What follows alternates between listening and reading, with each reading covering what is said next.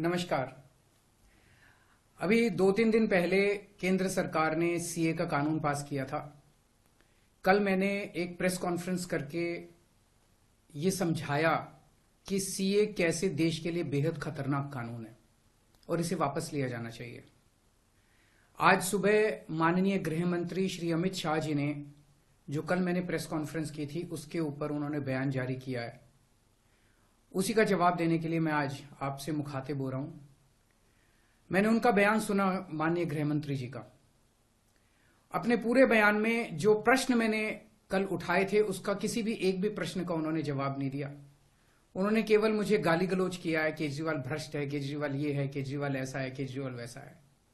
मुझे छोड़ दीजिए, मैं इंपॉर्टेंट नहीं हूं, देश इंपॉर्टेंट है। देश के 140 करोड़ लोग इंपॉर्टेंट हैं, उनकी बात करते हैं। मैं आपसे पूछना चाहता हूं कि आज हम पूरा देश मिलके, सारी सरकारें मिलके अपने देश के बच्चों को रोजगार देने में असमर्थ हैं। जो इतनी भारी संख्या में बाहर से आप पाकिस्तान, बांग्लादेश के लोगों को हमारे देश में लाके बसाना चाहते हो, उनको नौकरियां कहां से दोगे? उनके लिए नौकरियां कहां से आएंगी?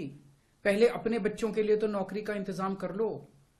ये मेरा कल मूल प्रश्न था। उनके लिए घर कहां से आएंगे जो आप इतनी बड़ी संख्या में पाकिस्तान से, बांग्लादेश से लोगों को लाके अपने देश में बसाना चाहते हो, माइग्रेशन करवाना चाहते हो? वो उनके लिए घर, उनके लिए नौकरियां, उनके लिए संसाधन कहां से आएंगे? अपने देश में इतनी गरीबी है, अपने देश में ऑलरेडी लोगों के पास नौकरियां नहीं है, घर नहीं है, उनको कहां से लाके बसाओगे? आजादी के बाद काफी बड़े स्तर के ऊपर माइग्रेशन हुआ था। बहुत सारे लोग भारत से पाकिस्तान और बांग्लादेश गए थे और बहुत सारे लोग वहां से इधर आए थे। अब जो ये माइग्रेशन इस सीए की वजह से होने वाला है, ये उससे कहीं ज्यादा बड़ा माइग्रेशन होने वाला है।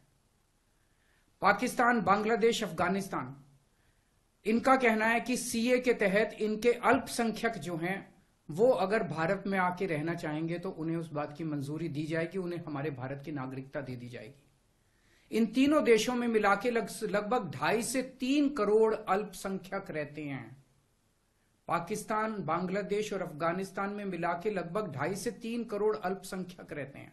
वहां बहुत गरीबी है, उनके पास रोजगार नहीं है। भारत में आना और भारत की नागरिकता मिलना उनके लिए तो बहुत बड़े सपने की तरह है। और अगर हमने भारत के दरवाजे खोल दिए, इतनी बड़ी संख्या में लोग आने वाले हैं जिसकी हम कल्पना भी नहीं कर सकते। इन 2.5-3 करोड़ लोगों में से अगर 1-1.5 करोड़ लोग भी आ गए तो कहां बसाया जाएगा उनको? क्या करेंगे उनका? यह मेरा प्रश्न था माननीय गृह मंत्री जी, जिसका जवाब आपने नहीं दिया। आपका यह कहना है कि 2014 से पहले के लोगों को, जो आ चुके 2014 से पहले, उनको बसाया जाएगा। मैं आपसे पूछना चाहता हूं, 2014 के बाद आना बंद हो गया? 2014 के बाद भी आ रहे हैं, अभी तक आ रहे हैं, रोज आ रहे हैं।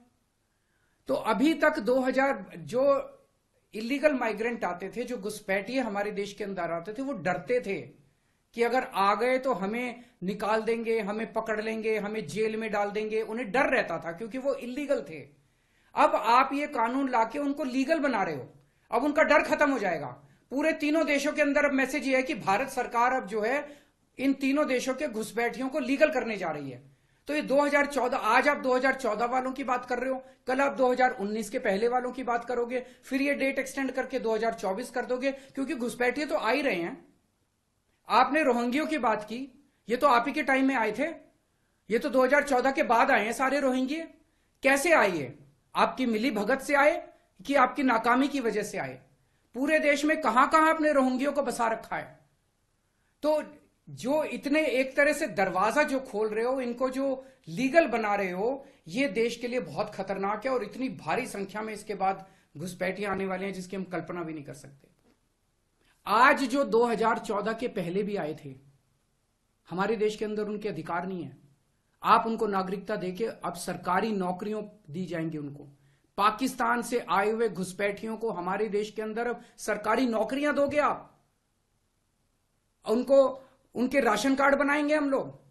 आज दिल्ली के अंदर 72 लाख लोगों के राशन कार्ड हैं, वो कम पड़ते हैं। हम बार बार केंद्र सरकार को लिखते हैं, भाई हमारे दिल्ली के अंदर गरीब ज्यादा है, राशन कार्ड बढ़ाने की इजाजत दो। उनके राशन कार्ड बढ़ाने की इजाजत नहीं देते और पाकिस्तान से लाके उनके राशन कार्ड बनाओगे आप, पाकिस्तान और बांग्लादेश के लोगों का।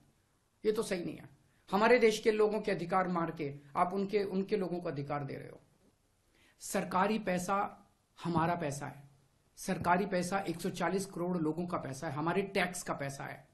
पाकिस्तानियों ने टैक्स नहीं दिया, बांग्लादेश के लोगों ने टैक्स नहीं दिया, इस देश के लोगों ने टैक्स दिया।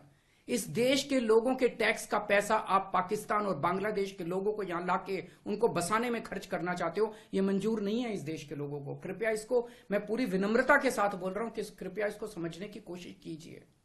और मैं देश के लोगों से जानना चाहता हूं, आपसे जानना चाहता हूं, जो ये मेरी प्रेस कॉन्फ्रेंस सुन रहे हैं और ये वीडियो देख रहे हैं, मैं आपसे जानना चाहता हूं, अगर आपके घर के सामने सड़क के उस पार पाकिस्तान से आए हुए लोगों की झुग्गियां बसा दी गई, क्या ये आपको मंजूर होगा? कौन लोग हैं जो ये पाकिस्तान से आ गए, कौन लोग हैं जो ये बांग्लादेश से आ गए? क्या आपकी बहू बेटियां सुरक्षित होंगी? अगर वहां पे आए हुए लोगों को बसा दिया गया, पाकिस्तान के लोगों को पूरे देश के अंदर जगह जगह बसा दिया गया, क्या आपको ये मंजूर होगा? क्या आप अपने आप को उनके बीच में सुरक्षित महसूस करोगे? और कौन होंगे ये लोग? क्या देश सुरक्षित होगा? पता नहीं कैसे लोगों को पाकिस्तान ही भेज देगा, बहुत सारे लोगों को हमारे देश के अंदर। क्या हमारा देश सुरक्षित होगा? चारों तरफ कानून व्यवस्था की समस्या नहीं पैदा हो जाएगी? इसी को लेकर मैं चिंतित हूं। माननीय गृह मंत्री जी, मेरी बात को अन्यथा मत लीजिए, मेरी बात को समझने की कोशिश कीजिए। और हम दूसरे देशों से क्यों नहीं सीखते? कनाडा का हाल देख लीजिए, क्या हो गया। विकसित देश होता था, उसने अपने दरवाजे खोले, पूरी दुनिया भर से लोग आ गए और अब वो माइग्रेशन बंद कर रहे हैं। लंदन, इसका यूके का हाल देख लीजिए, क्या हो गया। पूरे दुनिया के अंदर आज सारे देश बाहर से आने वाले इमिग्रेंट्स को रोकते हैं और आप दरवाजे खोल रहे हो सबके लिए कि सारे दुनिया के गरीब यहां, पाकिस्तान बांग्लादेश के गरीब सारे आके यहां बस जाएं। हमारे गरीबों की चिंता फिर कौन करेगा?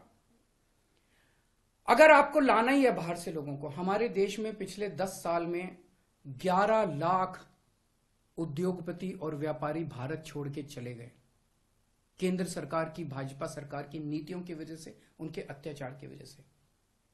अगर लाना है तो इनको वापस लेके आइए। ये हमारे ही देश के लोग हैं, ये भी भारत के लोग हैं।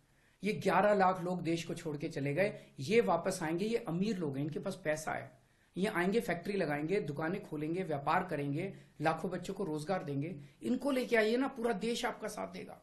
पर पाकिस्तानियों को और बांग्लादेशियों को हमारे देश के अंदर लाके अगर आप बसाएंगे, ये देश को मंजूर नहीं है। नमस्कार।